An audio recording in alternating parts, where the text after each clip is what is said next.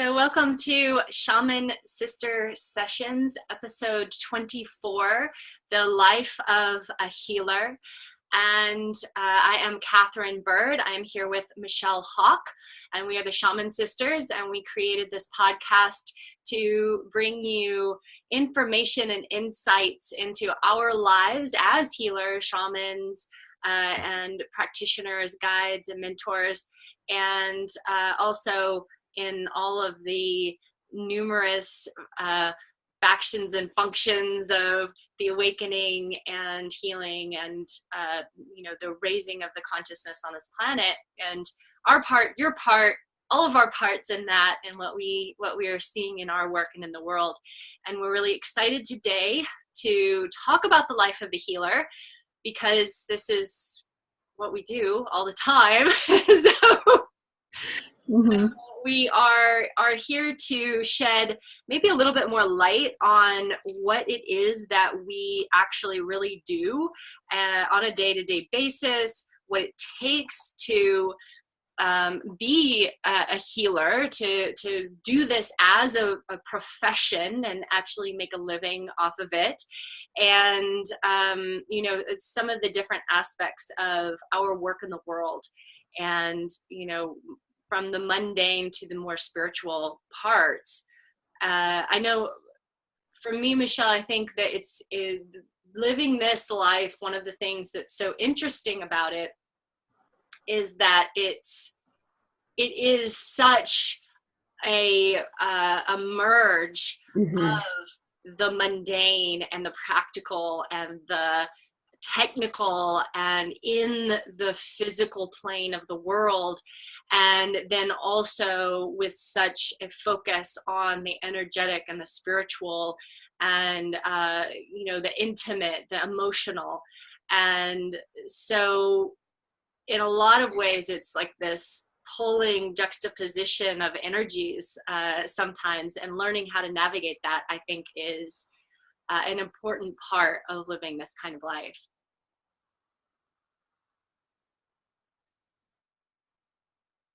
Real interwovenness. I think this is one of those things, we're talking about the healer lifestyle. It really is a lifestyle. Being a professional healer doesn't mean it's not a 9-to-5 job. It's not the kind of job where you can go to work, have, the very clearly outlined day and separate yourself from it, and then you come home and you check out and you become a different person, as a lot of people do who have jobs that, they might be supportive and really fulfilling in many ways, and yet they may or may not be a lifestyle. No. So this is the kind of thing, if you're working as a healer, if you're working as an energy worker, an empath, a professional psychic, this is your life. And there are many components that weave into that, but I don't check out and become a different person when I stop working on clients. I am still that. I have to keep my channel really clear. I have to keep my energies really solid. We'll talk a little bit more about what that means, but it becomes woven in to where you are on all the time. Even if you're not working, you're still on, because you have to be. Yeah, it's not, we're not off having 3 martini lunches and then coming back to work, for sure. Right. What would that be like? Ugh. I don't want to get a healing session from that person. Yeah. Right. And, there's a lot of, there are a lot of jobs where you can do that, where you can kind of check out and you cannot be present, and you can fake it there. I know that I've had jobs in the past where it's like, yeah, I can stay up till the 2 or 3 o'clock in the morning, and I'm not going to do my best work, but who really cares? It's not that big of a deal. It's just one day, and I'll just like fake it through the day and just like suffer and get through as well as I can. And that's really not an option in this life. Yeah. You must be impeccable in your own energy. That's really the number one thing of living the life of a healer, is really one of the things that I have learned most profoundly is that I must prioritize myself. as counterintuitive as that may seem, especially since the healer practice attracts many very nurturing people, people who want to save the world, people who want to help other people who want to help, make people feel better and are very empathic by nature, we actually have to devote most of our energy to personal practice. Quite frankly, personal practice, personal care, self-care, boundaries, everything first comes this way before I can be any good, before I can ever hope to be effective at putting energy out toward other people. Yeah, and I think that this is like the primary lesson, especially when we're first starting out as healers in the profession, that we have to realize, because we come from this place of giving, and I want to give, and I want to serve, and I want to be present for people, and I want to do. And, oftentimes I've seen, and I know I've witnessed with it myself, of, really breaking down and not being able to do the work because of lack of self-care. And so that's generally a very important lesson that sometimes has to be relearned over and over for some people, to be coming back to that self-care and always be upgrading our self-care practices and our personal rituals and our rest, and really getting super clear on what it is that we need in order to function at our highest and best. As far as, I know that I have to like make these shakes with all of this, powders and crazy things in there every day for me to really feel amazing and watch my supplementation and my food and my sleep. If I don't do that, I'm no good to anyone. Right. And Kat, maybe, I've received healing work from people in the past who were not on top of their self-care, and I could tell. And I'm sure that's been the case for you, and maybe to our viewers. You've had either a massage from somebody, or like a chiropractor appointment, or acupuncturist, or even an energy worker where something is off in them and you feel it profoundly, and then you do not receive the support that you need. That's something that it is really important when you're living your life as a healer. If you're working as a healer, it is absolutely essential that you take care of your own energy, your own body, your own self first. Because even if your clients can't necessarily pinpoint what's wrong or that there's something off, they will notice. Absolutely. And then they might not come back to you, or, they might feel drained. I've had work, and, maybe you can relate, where someone is working on me, in particular, this one massage therapist who I will never go back to again, but she was working on me, offering me massage, and I could feel her pulling my energy to process something that she was sitting with energetically. I left that massage feeling exhausted and drained, and like I was the one doing the work, which in many ways I was, because she wasn't taking care of herself. Yes. Years ago, a piece of advice that I was given that is probably one of the most important pieces of advice that I think any healer could be given was that today may not be a good day to be a shaman. Yes. And so, and the advice was to be always in this space of check in every day. And if you're not feeling well, if you're emotionally unstable, if something's going on in your life that you can't fully show up 100% for this kind of work, especially when, Michelle, you and I, we're working with spiritual beings, we're working with energies, we're working with people's trauma and deep-seated stuff. Like, if you can't show up for that 100%, then it is totally okay. It is fine to call your clients and say, hey, today is not a good day for the work, and I want to give you my best work possible. And if we can reschedule, I would really appreciate it. And people will love you for that. And I think that's a really hard thing for most of us to do. I know for me, I have such a responsibility factor in my being, where I'm like, I'm responsible, and I promise, and I show up, and I commit, and if I'm committing to something, I'm gonna do it no matter what. And have suffered and struggled with, okay, I am sick, and that is enough for me, you know, to call and cancel everything, or to cancel this event, or whatever it is, and to take care of myself as a top priority. Yeah. And I know we've spoken to that in previous episodes, and there's a reason we keep coming back to it, is because this is one of the most important fundamental components of doing healing work. Is you must be impeccable in your own energy, you must be healthy, you must be grounded in order to ever hope to be of service to anyone else. And really, being of service is why any of us get into this profession or life calling in the first place. We are deeply motivated by service. We're living a purpose. We're living our calling to support and nurture and actualize change in the world around us. The best way we can do that first is by starting internally. Well, and it's dangerous too, right, Michelle? Yeah.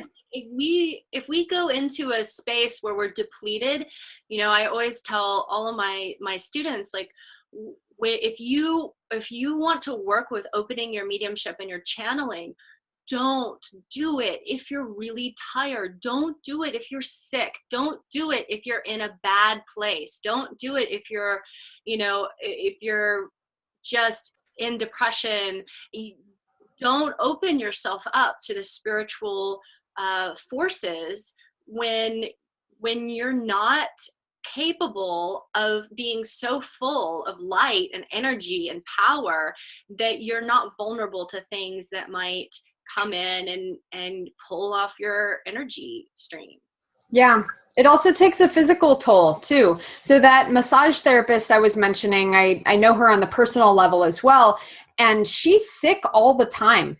Right. You know, seriously, it's like she's a wonderful person in many ways, and yet she doesn't take care of herself properly, and it shows. So it is absolutely essential, again, for your personal health and well-being, your energetic health and well-being, your physical, emotional, mental health and well-being, and that of your clients, that you do the self-care first. So there's a reason we're hammering this one in, is actually much of the work of a healer is directed toward personal practices, or if not, then it should be. Not to should on everybody, but really, no, really. This is our one should on you that we will do. Yes. Take care of yourself. Well, and to expand on that, you know, a lot of what I believe is, and what I've seen in myself, and I see in so many healers, is that the path of the healer is one of healing yourself, and then using the tools and the techniques, the methods and modalities that you learn through healing yourself to go out into the world and do your healing work. And so if you're not taking the time and that energy to work on yourself and look at yourself and deal with your wounds and traumas and injuries and all of those things, then you're missing this huge expanse of the work that you were designed to do. Those things were brought into your life to give you these pivot point places where you can work on these things and then understand them so fully and completely that you can bring those into your practice, those techniques. Yeah, you get to be an expert in that field because you became an expert by working on yourself, working on your own stuff. That's one of the things, and Kat, I'm sure you can relate, as well as some of our healer and empath viewers who I know are watching. The thing that you have to do the deep work on for yourself, like diving deep into your own shit, is usually the thing that you end up supporting other people in, whether you like it or not. That's just kind of how it happens. Yeah, that's how we were designed, right? We are these amazing creations where it's like, okay, let me give myself this really horrible experience of life so that I can figure it out, so that I can help people through the same thing. Right? So much fun. Yay. So on that note, the healing work, you know, really that's one of the components of what we're here to talk about. Is people want to heal people, right? We want to help people. We want to be available. We want to offer counseling. We want to offer wisdom and expertise. So the personal practice comes first. Check. Next is the healing work. What are we actually doing with other people? What space are we holding? What are we providing? Yeah. And That's a huge question. it's a huge question. Right. And it's a very vital question. And I know that for a lot of people, as you are going through your awakening process and you're maybe discovering gifts that you are uncovering for the first time, or maybe you're re-emerging, or getting this message. I know that early on I had this message, you are a healer. And I was like, okay, I don't know what that means. But okay, thanks, voice in the forest. So we get these messages and then we're like, okay, I've got to figure this out and I've got to do this thing and I've got to like be this and this is what it looks like. And, oftentimes the path of the healer is much more complex and kind of convoluted and windy and following the tiny breadcrumbs than that. We might get that message that we're a healer or start to awaken some gifts. But usually it takes often many, many years to really figure out what our essence is and our true soul's gifts. I know for me, I was following those little breadcrumbs. I was like, okay, I'm a healer. So what does that mean? All right, well, I don't really know. So give me some more, little messages. And I remember hearing, oh, be around green things. So I was like, okay, well, I don't know what that means, but I'm going to start gardening and I'm going to learn all about gardening and herbs and studying herbalism. And that led to studying alchemy, and alchemy kind of led me to these deeper meditation and metaphysical practices and more shamanic practices and working with energies and beings. And, and I was brought to a healing modality to help to heal my own physical body and my own spine, and then went and studied with a master structural body worker and working through that realm, and then merging it all together and really following those little breadcrumbs and pieces, while also seeking to do the most authentic, fully self-expressed work of my work of okay, you're supposed to be channeling in front of groups of people, and there's something about sound, and there's all of these different gifts that are coming through you. So how do you bring all those things together into a practice? It did not happen overnight at all. So, and the way that you're doing your work now looks very different from how it did when you began. Oh, it's completely different. I did not allow myself to do I would not allow myself to enter into full channel state or to do the kind of super woo-woo mystical stuff that I do with people now. And then even going through that process of really just healing myself and discovering and working in that, and then now moving more into even more mentorship. So yes, I still do a lot of that work, but I also work with a lot of healers who are coming into their expression, and so I'm also assisting with things on more of a physical business sort of reality based support of mentorship on the spiritual and the physical planes, which I never would have thought that that's something that I would have done or been interested in doing. But I love doing it. It's so much fun. And I know, Michelle, Mm-hmm. that like Yeah, you've had such an interesting road, and how you have pulled together all of these different things that you do. You do so many different things, kind of like I do. We do so many different things. And then being able to start to pull all those things into one complete picture and package. I know it's taken you so many years. Yeah, and I'm not done by any means. Right. That's one of the things, is the continued unfolding of our work in the world is never done, because we are never done. We're never changing. Right, exactly. We are dynamic, continually shifting, changing beings. My work began with animals. I never actually, and I was reflecting on this with somebody, I think it was yesterday or 2 days ago, I never actually set out to do the work that I'm doing now. I never, from No, right. When I was a kid, I wanted to be either a veterinarian or marine biologist because I knew that I wanted to work with animals, and those were the professions that I knew of that would allow me to work with animals. So I was like, okay, and I want to study animals. I want to heal animals. Maybe I can be like a whale veterinarian. That would be cool. So that was always there for me. And just through the unfolding of, oh, I guess I'm, reading stories about animals who are magical and animals who can talk. And then I find out I can talk to animals. And then I learned that my dog is teaching me how to do Reiki. And then I learned that I'm an animal communicator. And then, people start finding me somehow. People find me for animal communication before I had a website, before I was ever telling people that this is what I was doing. And then they wanted to give me money for it. And then wanted to give me money because their dogs seemed better after I would come spend time with their animals and put my hands on their animals. So I started accepting money for doing what I just loved to do.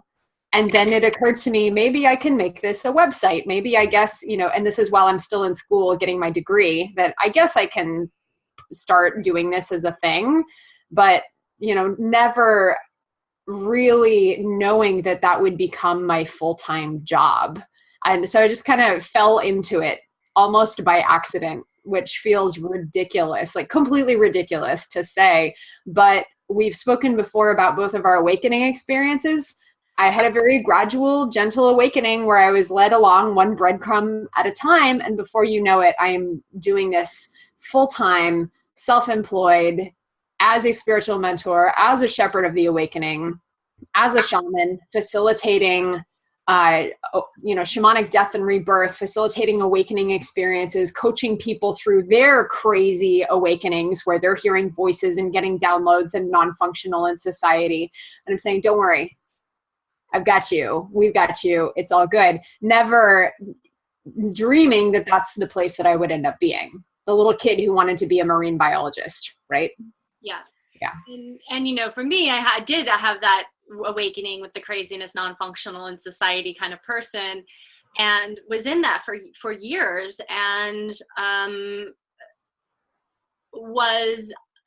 I was unable to, really bring the truth of my authentic gifts to the world until I had worked on myself so much and done so much practice and so much healing work to be able to understand my energy system and how to navigate the intensity of the amount of power and force that moves through my system when I do my work. Mm-hmm. And to fully accept who I am and to accept what I do. And it was years, doing body work and hiding and tricking people and fooling them to come to me for one thing and then doing something else. And so it was definitely, I never would have thought, even though, when I was a child, I also wanted to be a veterinarian too, because I really loved animals more than anything. And I didn't know that. That's cool. Yeah, but I lived in Texas, and so I heard that Texas A&M was the only option. So I was like, that's not happening for me. I'm too weird. So or a witch. I was really into witchy stuff. I was really, really into weird witchy stuff. Imagine that. So, but I didn't know that was a profession that you could have. So right? Yeah. Yeah. That's one thing, actually, Kat, I want to speak just briefly to. Neither of us really knew that these options were available when we were kids, because I can fairly safely guarantee that if I had known the job of psychic, like professional psychic / animal healer was an option without having to go to veterinary school and without, I probably would have been like, oh yeah, I want to be a professional witch when I grow up. That sounds great. But I didn't have that vocabulary. And kids now, this is being introduced more, where you're seeing the little kiddos in like festival culture, especially, or, all these crystal children who are being born with these amazing empathic gifts, just eyes wide open, all three of them, right? And for them, that is a reality. They get to be born into a world where, okay, you can grow up to be a professional witch, which is amazing. Yeah. I just love that. I love that we get to be professional like witches, and how do we do this do this work that is so individual, and the thing about the evolution of it is that we have to, I believe, hold space for our own radical evolution at any moment. That changes and shifts can happen so quickly as we further in our evolution on this path. And Mm-hmm. we can be in one place and then very quickly be in a different place. I never thought that I would be working with medicine as much as I'm working with medicine, and doing that kind of deep ceremonial facilitation as I am now. I mean, that wasn't even on my radar as part of my path. I was like, oh yeah, well, medicine, I don't really, I don't need that. I do these ceremonies without medicine. I don't need it. But then kind of falling in, being led completely 100% led. And the path of the healer, I believe, is a led path, and that we are being called. We have a calling, and we are being called toward it, and we're being called toward our future, toward our deepest service. And if we can surrender and let go and accept, we are much more likely to find what that future is. And if we can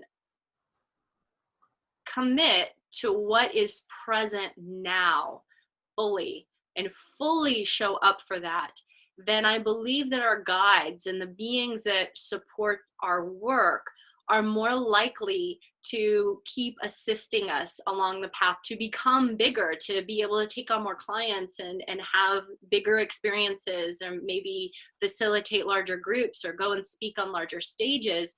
Because if we fully commit and jump in on, yes, I am here and I'm going to do this work 100%, even if I'm maybe still struggling and not quite sure exactly what it is, but I have this feeling this is what I'm supposed to be doing, and I'm going to start cultivating relationships with people, even as just working with people. I have a regular job, and I'm gonna take a couple of clients on the weekends, whatever that is. If we keep showing up just full force into that, we'll be supported more and more and more. That's what I found in my work. Yeah, absolutely. I will also say, you're speaking about the scope of the work shifting to be bigger. It will also go deeper. Where I remember some of my earlier clients, I was getting some big, important, juicy stuff to do with my earlier clients, but not nearly to the extent that I am now.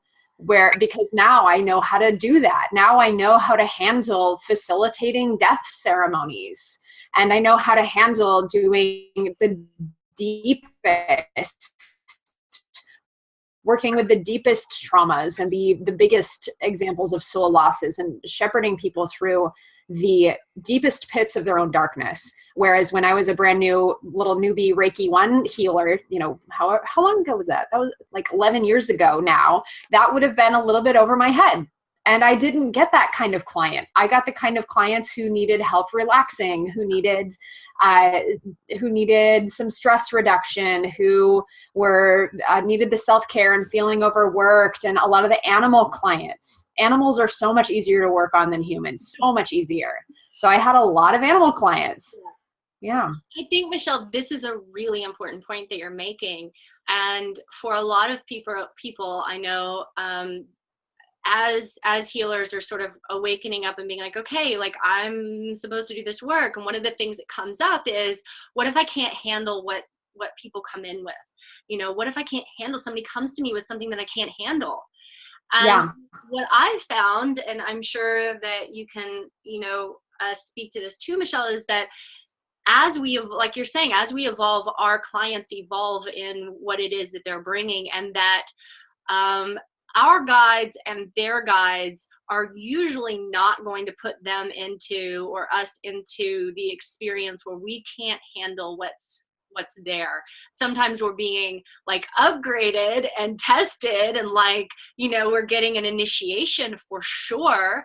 I even, every time I ask, I know that I'm always making requests, and I know that every time that I make the request, help me to be a better shaman, help me, to be a better healer, I will get an initiation that sometimes is like get my ass kicked a little bit sometimes, and really learn a very deep lesson on the work.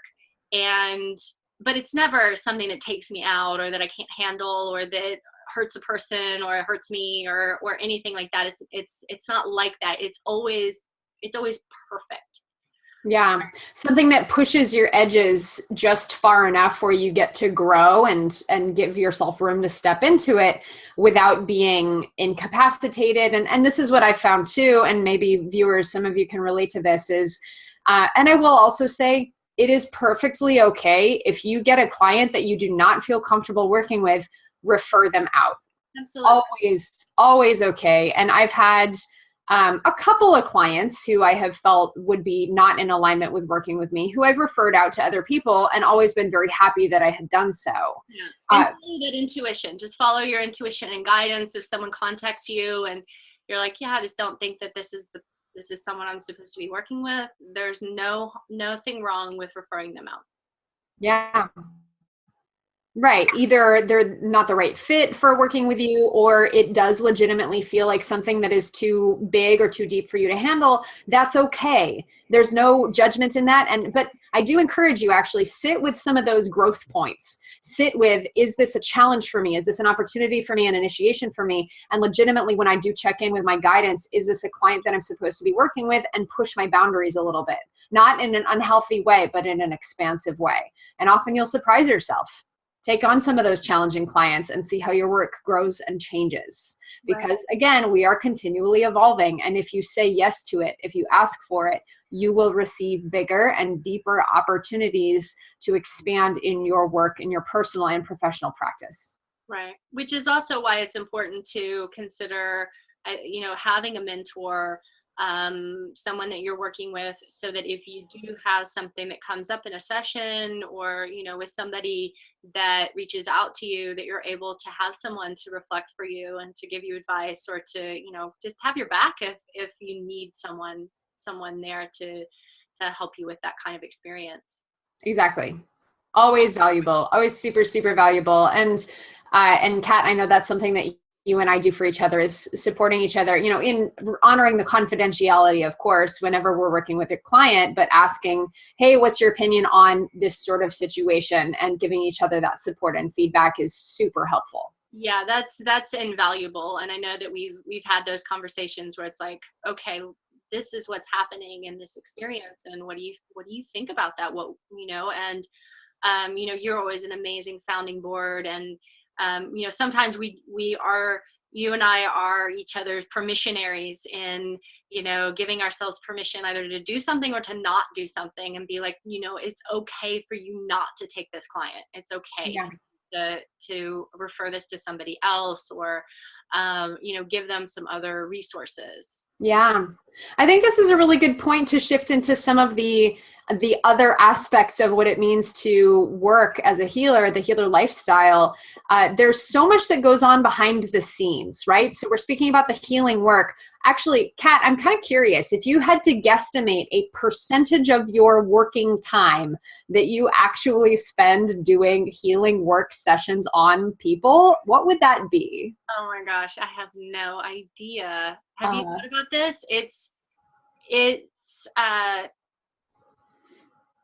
probably surprisingly surprisingly lower than I'd spend doing other things. But that but then we start looking at things and we're like, okay, I do healing sessions with people, but I also do mentorship sessions. I do count that in there, like the healing sessions, mentorship sessions, classes, teaching, all of that.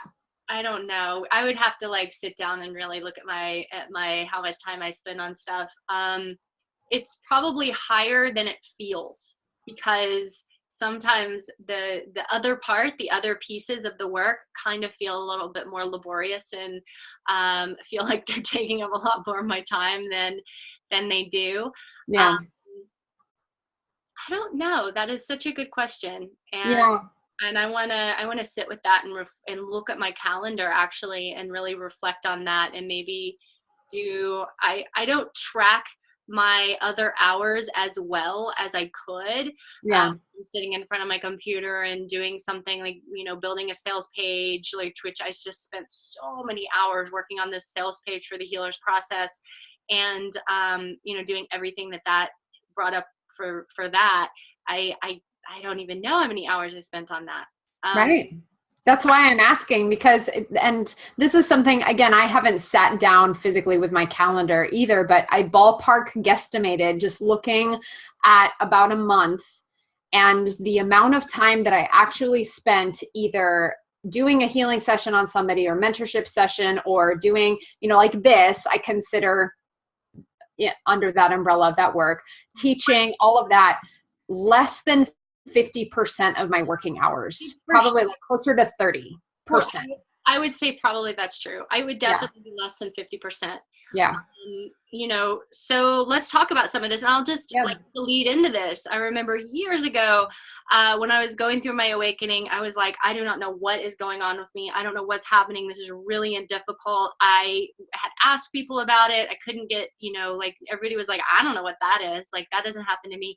So I went to see a MD in Los Angeles, but she is from India and was the granddaughter of the village healer in India, and so she had a long, metaphysical history healing. And I went to see her, and I was like, "Hey, can I just this thing happens to me?"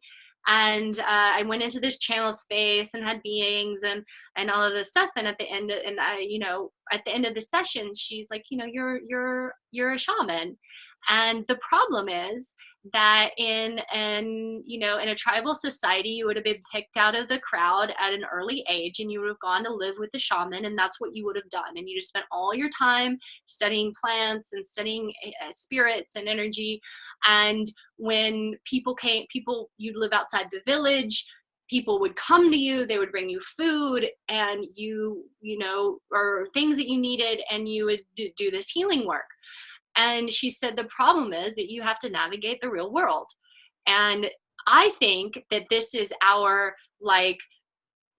sort of our initiation of upgrade of healers, that we are being called into and asked to not only do this deep healing work, but also to integrate the modern world into our work. Yeah, we have to speak human too. Right. So but to go back to and I love that story. Thank you for sharing. I think it's probably like 30-ish% of the time that we spend. And I think that's fair. Maybe some healers it's more, maybe some it's less, actually doing the healing, mentorship, coaching work. And the rest of the time, what do we spend all that time doing? We do personal practice, again, because that's, and I mean, actually that's like all the time, right? Personal practice all the time. We spend it doing the accounting, the marketing, the paperwork, the networking, the curriculum building, making the sales pages, the writing the newsletters, the writing whatever other stuff, all of the stuff that we have to do to speak human in order to be able to even get to that point where we're doing our healing work at all. Yeah. Which it's there's so many layers of it. There's, okay, well, it's Facebook, and it's for me, it's like, okay, it's Facebook, and it's like I'm putting out to the public, but it's Facebook, and it's the private group I might have for a one-on-one client, and the group I have for my group clients, and now the group that I have for my masterclass series, and my business page, and my Shaman Sister page, and Activated Man page. It's not just, oh, I'm going to post something on Facebook. There's a lot there. Yeah. and exactly. Yeah, because we're no longer doing the live on the outskirts of the village thing, and everybody knows that you're the shaman, you're the person to go to, and they just go there. No, you have to, people don't know what that is anymore, right? And people don't know that they need a shaman, or maybe they do. I had one of my recent new clients who I just started working with a couple of weeks ago. Her message to me was this cry for help in like all caps, I need a shaman. And she just heard that word somewhere and just found my site. And, you know, again, didn't even know what exactly she was asking for, because people don't know. People don't have that vocabulary anymore. So now we're needing to educate people about the vocabulary that they need help, that they need spiritual mentorship. Because then as soon as you describe it to people, they're like, yes, I need that. But they don't know that that's what they need.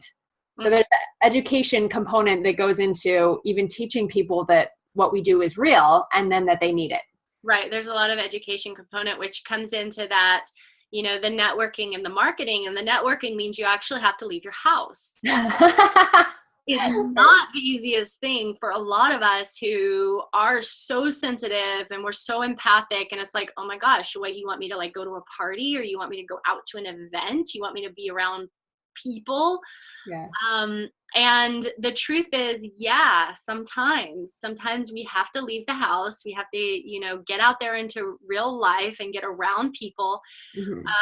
Because I know, I am sure this happens to you, Michelle, where like if you go out, I don't go out that often, you know, I'm like, okay, I'll go to ceremony and I'll go out every once in a while. But if I do go out, it's kind of inevitable that there will be somebody who will start following me around the party, being like, what is it? What do you do? Like, who are you? What's your magic? Like, what do you, there's something, I don't know what it is, but can you like explain it to me? Or they're not even necessarily knowing that that's what they're doing, but you start talking to someone and then they spill their life story and end up crying in your arms. Yeah, that happens too. Yeah. So, you know, we do need to go out of the house and actually be around people in order to expand and grow our reach and our impact in our business. And also practice speaking human to make sure we still understand the language. Yeah, and to practice being around people, right? To practice, you know, to practice our boundaries, to practice our energy system, taking care of ourselves, and following our intuition, and all of those pieces. If part of being a healer is helping other people to be able to navigate the world, we need to kind of figure that out too. Yeah. That's one of the pieces of work that I think we're sort of segueing into, and actually I just want to follow this route of how are we as modern 21st century shamans, healers, witches, alchemists, how are we redefining all of those archetypes to be relevant in contemporary society?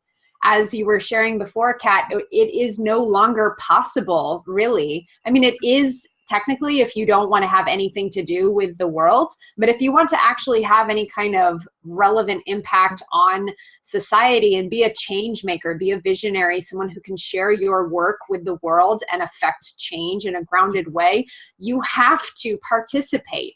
You have to show up. You have to go to the parties. You have to speak human. You have to go to the events and do the networking, because it is no longer possible to be the shaman out there in the woods and expect people to come to you. You have to go to the people in order to, you know, so we're redefining the archetypes of shaman, healer, witch, empath, alchemist to be relevant in modern society. Absolutely. And you know, this archetype work is important. You know that it's a big part of my Healer's Process course is going into the archetypes and really feeling into them and finding where our archetypal wounds are, where we're living in our wounded healer, or we have a wound from a past life. I know for me, I know for you, Michelle, I know for most healers that I've worked with, that there are past life issues, residues of persecution, of maybe doing something negative, you know, getting involved with dark forces, or accidentally hurting someone, or being blamed for something in a village, being killed, being tortured, all of those things that are connected to that life of maybe being somebody who was, you know, magical, a midwife, or somebody who would be considered kind of a witchy person, or an alchemist, or a mystic, a medicine keeper, you know, a shaman, whatever it was, um, those like wounds are often the source of this undefinable and unexplainable fear that so many people have, the terror that seems to come up when going to do their most authentic work, when really starting to step into their power. So this can be something that can super sabotage healers and cause a lot of internal strife and Oh yeah. pain and stuff that just does not feel good. Absolutely, because we are overriding all of the karmic history and the energetic signature of it is not safe to be this person. It is not safe to do this work in the world. And even still, I mean, it looks different now, the methods of oppression that are in place, but we've talked extensively on this show about medication, people being medicated for being mystical, people being institutionalized. I remember several years ago when I was going through some very deep darkness, which I've spoken on here about with this abusive relationship, I wanted to go see a counselor. I wanted to get some therapy, and I could not bring myself to do it because I was so paralyzed in fear that this person would commit me to an institution because I'm a self-proclaimed psychic. So I never went and got counseling because it was this debilitating fear. Now, I mean, I've worked through that, and so I know, of course, there are counselors who are sensitive to psychics and empaths, etc. This popped up again, actually, a few days ago when I was thinking about and meditating on the speech that I am giving at a conference this coming weekend. I am speaking about universal shamanism and specifically about the shamanic death and rebirth of all of humanity on the earth plane. So, you know, just light stuff, right? But so I'm speaking about that on Saturday. And I'm very comfortable speaking in front of people. I did theater for many years. I've been on, you know, I do this clearly. I do video stuff. I get up in front of people and lead workshops all the time, like lots of people. So I have no problem speaking in front of people. And yet, as I was considering getting up there to proclaim myself as a shaman and then speak about shamanic death and rebirth in front of all of these people, I started to cry, and I felt that my heart just start to beat so rapidly, and this squeezing in my chest of it is not safe to do that. By doing so, I make myself very, very vulnerable. And I knew what that was, so I was able to sit with it and able to move through it very easily. It's my old karmic signatures. All of those lifetimes that I've been tortured or killed or hurt or imprisoned or whatever, for being recognized and speaking out as a healer, as an empath, as a shaman. Yeah, absolutely, Michelle. You know, in that same vein, especially when I was doing Transformance, which is my group shamanic healing work, and involves going into trance states and you know, channeling and doing energetic healing work on people in a group setting. And I know that for me, that has been one of the more challenging aspects of my work, knowing that I needed to do it. But I would enter into these extreme states of irrepressible fear and anxiety. And you know, if this is something that's coming up for you, if this is really present for you and comes up in your work, it is important to look at this and to, you know, seek help on this one. I know that I you know, went to an amazing practitioner there in Portland and worked on this, and really releasing some of this from my energetic signature. And I know that even this last year when I did your New Moon Rising program, which is so amazing, that we were working on, and the intention of the work was really on my allowing myself to be more fully seen. I feel like I'm on the verge, but I like, how can I receive more recognition? And you know, going in and working on some of these aspects of myself that really needed to to be healed in order to go to the next level of where I am as a healer being seen in the world, which was really super helpful, Michelle. So I want to thank you again for that. Oh, you're welcome. It was an honor and a pleasure to do so. And now, that was a big thing also, if I may speak to that very briefly, the safety involved of being seen. So it's, yes, allowing yourself to be seen and then feeling safe doing so. We did a lot of work on that.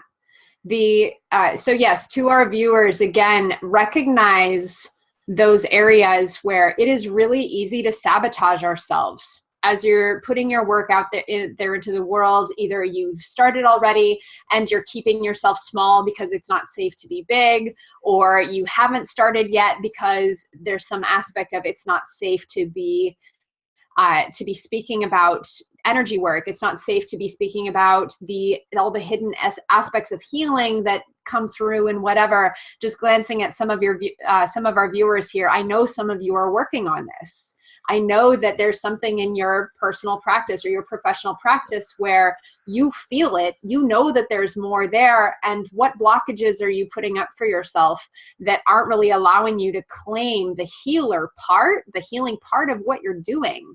So be thinking about that. Be thinking about what needs to be shifted or what needs to be looked at or healed, and know that you're in good company, first of all, and that you're always welcome to reach out. We're both available for some guidance through that. That's one of the things that we love to do, and that's one of the things that we've done for ourselves. And really, clearly I'm still working on it. And Kat, I know you are too.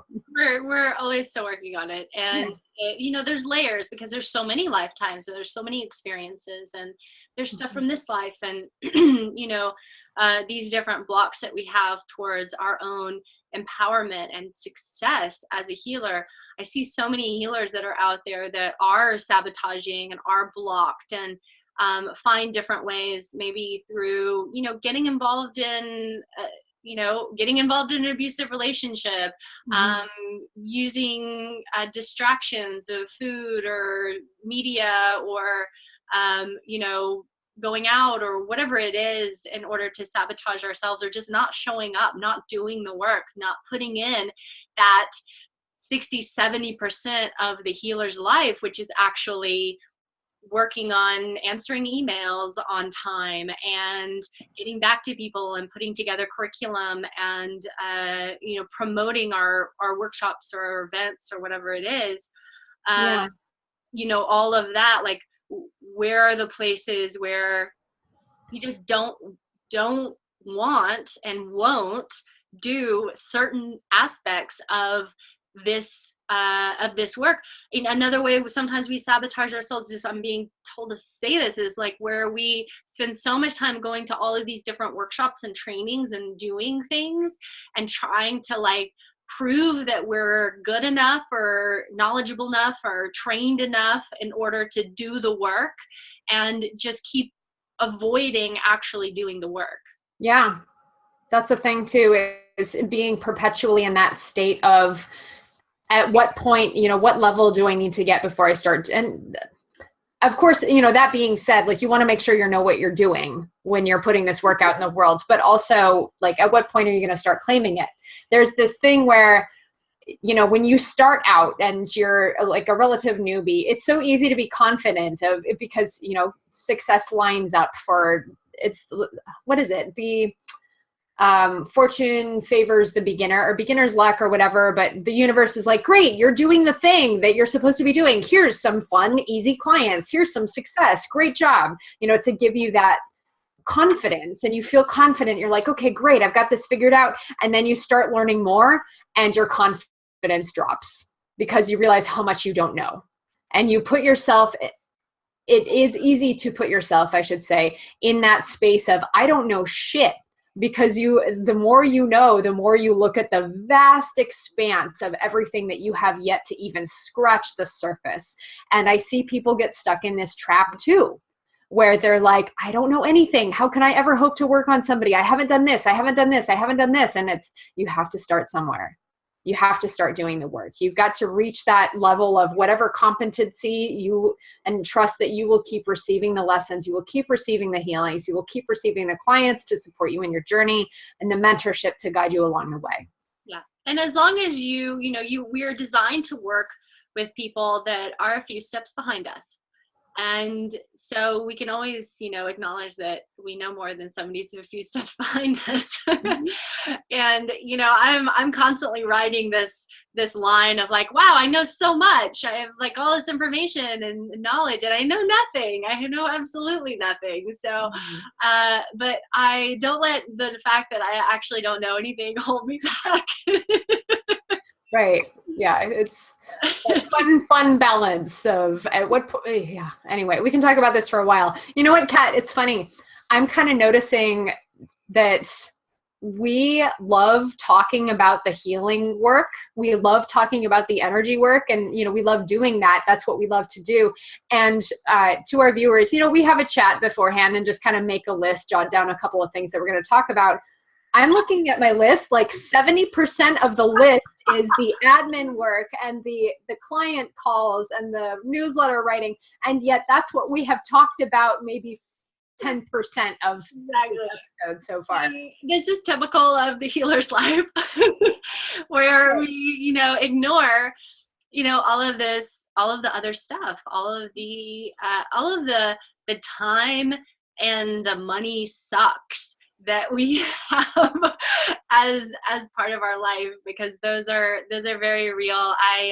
I know for me, I got into so much debt, like starting my business and getting myself started, especially, and all of the little things and the stuff that I spend money on, as far as all the different softwares and different things that I have to spend money on every single month in order to run this business is a little bit astounding in a lot of ways.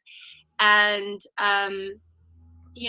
this is also a piece so that we don't think about, we don't talk about very often. And as far as, especially for those that are called into healing work, who maybe what I see a lot of is people who are working at a job. They have a nice regular job. They're making good money. They're called into the healing arts. They're like, oh my God, I'm supposed to be a healer. I'm supposed to be a healer.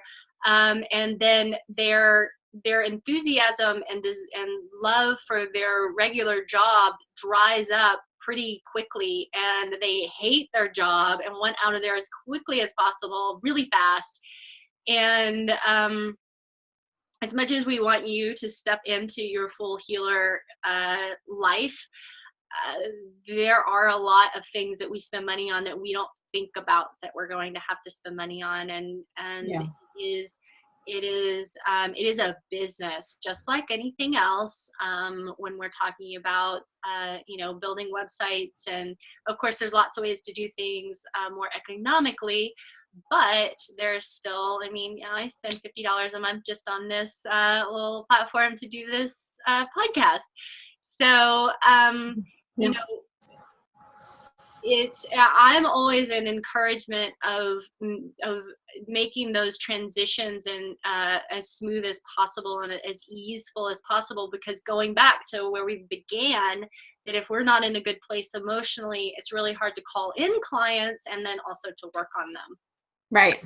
And this is something, as far as like having a second job goes, for many years, and actually I'm still doing some of this, but I am to the point where I'm pretty much phasing it out entirely.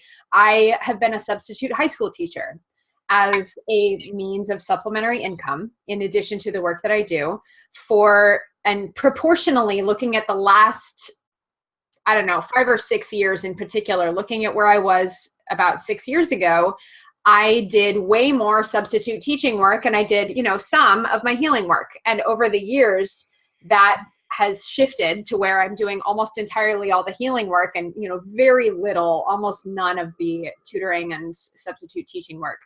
Some of it I still enjoy. So I like speaking Spanish with the kids, and, so I'll go do that. And I have some tutoring clients who are fun for me because it's a mentorship thing. It's a speaking Spanish thing. But that was really helpful in terms of at a time when I didn't have a lot of the platforms in place to support myself as a full-time healer, to have the supplementary income that I could phase myself out of, to the point where now I'm barely doing it at all. And it's really more out of enjoyment of working with kids. So, so that's kind of how my financial trajectory has happened. I know it looks different for everybody, but I do get asked that question every now and then when I tell people that I'm a shaman. They say, and that's your full-time job? Kind of, with this disbelief, like, that's your full, you make enough money. I've had people ask me, you make enough money to support yourself doing that? And it's, well, continually evolving my finance. I'm making more and more money every year. And it really shifted for me when I started looking at it as a business rather than as solely a purpose, a calling. And that happened relatively recently for me. I didn't even want to look at the business aspect of my business. And this is the case with a lot of people, a lot of my students, a lot of my clients, either, feel uncomfortable charging for their work, feel uncomfortable making money, feel uncomfortable speaking about the financial aspects, and then end up in places where they cannot support themselves doing the healing work. Mm-hmm. Yeah.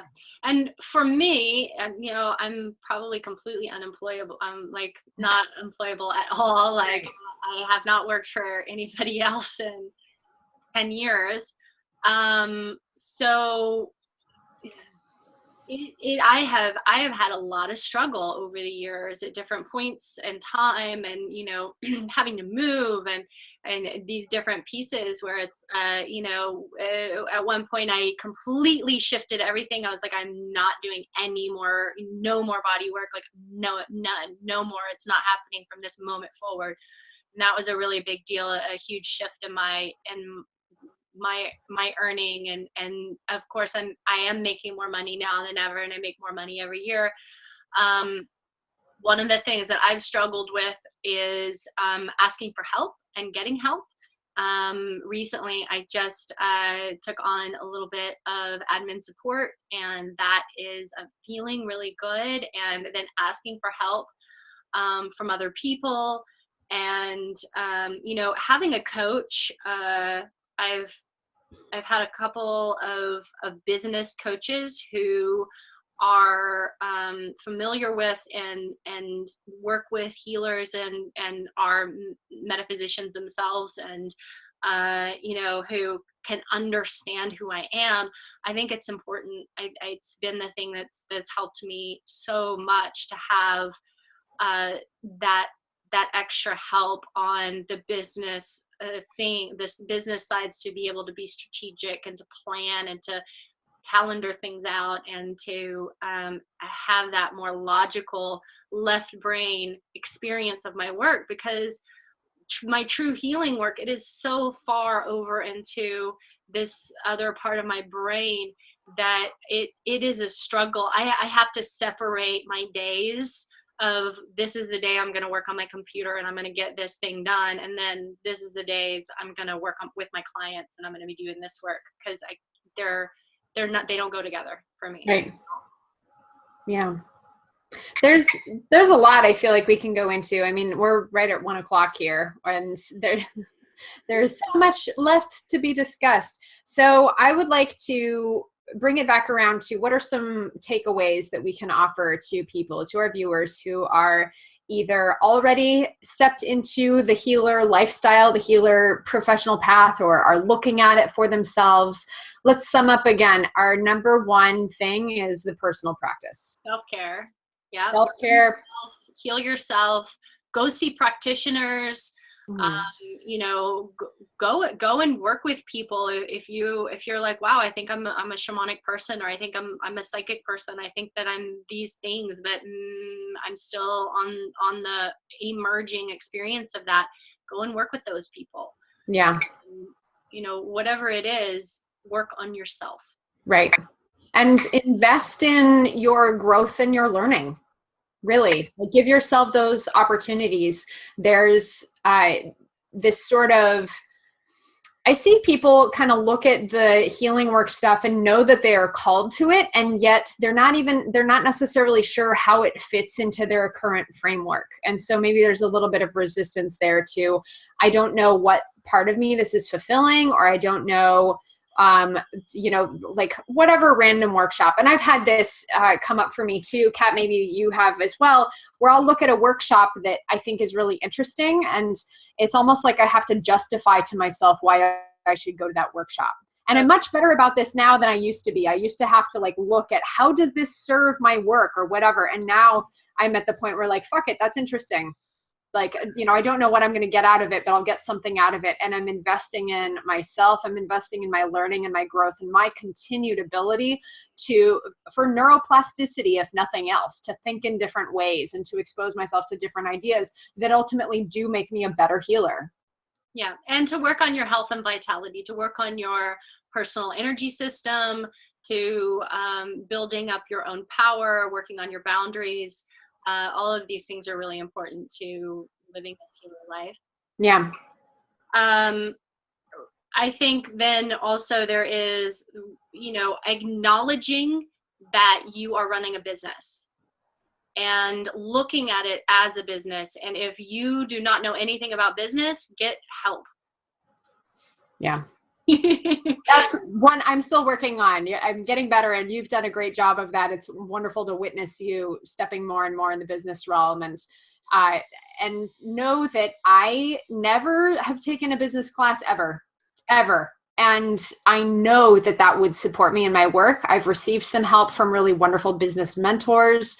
I've worked on and off with a business coach, and it's something that I know that would really serve me to step into even deeper. So that's something that is currently on my list of personal projects for my work, to continue to invest in the business aspect of the healing work that I'm doing. My healing work itself, rock star caliber. I have stepped into it fully, and I will continue to do so as it continues to expand and grow even bigger. The business aspect is where I need the most help right now. And that is the case with many healers, many psychics. We don't even like to call it a business. Oh, this is my purpose, my work in the world, whatever. It's also your business. Working on the karmic wounds, right? Like really acknowledging where you have some stuff, some old past life stuff, or this life traumas and wounds around being a healer or being expressed in this world, and really doing the deep personal work, whether that means going to see someone or doing your own inner work on clearing this stuff to be able to move through it in order to be fully expressed and in the world. I think just one quick mention is that, as we're calling in our expansion of our business, as we're calling in more abundance and growth, as Kai is always talking about, like we have to be conscious around adding in our reasons why, that we're adding in that the reasons that we want to be more successful in this business is because it expands our reach. We help to heal people and planet. We are assisting in the evolution of consciousness. We are here to help for the betterment of all beings, and being so connected to our purpose, that deeper underlying mission, and connecting it to our business fully. Yeah, absolutely. And, when we're speaking about the business aspect, you're never going to lose sight of that, of your purpose, really. Because, for those of us who are getting into it, following the healing path, really that's the core of who you are. And, continue to return. Kat, I love that you're referencing, I know even just the few times I've spoken with Kai, that's come up repeatedly about right. What is the reasons why? Like, how are you living in alignment with your mission? And this is one thing I've been considering a lot lately, is what exactly is my mission, and how does every aspect of my work and being in the world directly serve my mission? And then cutting out all the things that do not. So, yeah. Gosh, we could talk about this. It's a whole other episode right there. My goodness. You've got to go. Yeah. Right. Okay. I think another one, just really quickly, is welcome your initiations. So just really welcome them and be like, okay, this is another initiation. I'm here. Here I am. Let's do it. And that's another episode. Okay, but for right now, thank you so much for joining us. And we can clearly we can talk about this forever. This is why we have this podcast, so we can sit and talk about all the things that we get excited about, and also offer ourselves in service to the world. This is one of the manifestations of our business, our work in the world, is making ourselves available to those who are coming into their awakenings, their initiations, and wondering, what does it mean to be a healer? What does it mean to live the healer lifestyle? Please reach out to us if you have questions, comments, if you're interested in working with either or both of us. Shaman Sister Sessions at gmail.com. You can also contact us through our Facebook page of the same name, Shaman Sister Sessions. You can watch the rest of our videos on our YouTube channel. Again, Shaman Sister Sessions. Thank you so much for joining us. I'm Michelle Hawk here with Katherine Bird. I have one more thing. Great. So in alignment with this, in alignment with our mentorship and everything that we're here to really assist and help healers, I am announcing my Healers Process course, probably today, maybe tomorrow, which is my 6-week course with live retreat. It's online, but then we have a live version. If you want to come and join in person, you can. And I'm offering anyone who is within earshot of this particular episode an additional $50 off of the price of the program. So it will be the Healers Process, and I'll be putting that up on my Facebook page sometime today or tomorrow. And if you're interested and want that little discount, just reach out to me, fill out the application, and just let me know that you heard it on here. And I'd love to have you and support you through the process of really awakening and your own healing powers and gifts and moving them out into the world. And this is one of my core offerings that I'm so excited about. And it's amazing. Yeah, I participated in the first incarnation of the Healers Process and got so much out of it. So thank you for continuing to expand your work in the world and offering it out for others as well. It's bigger and better than it was last year. So oh my gosh, it's going to be incredible. So thank you all so much for tuning into Shaman Sister Sessions, and we look forward to seeing you again next week at noon Pacific time on Tuesday, as we are here every week. Yes. Thank you. Many blessings.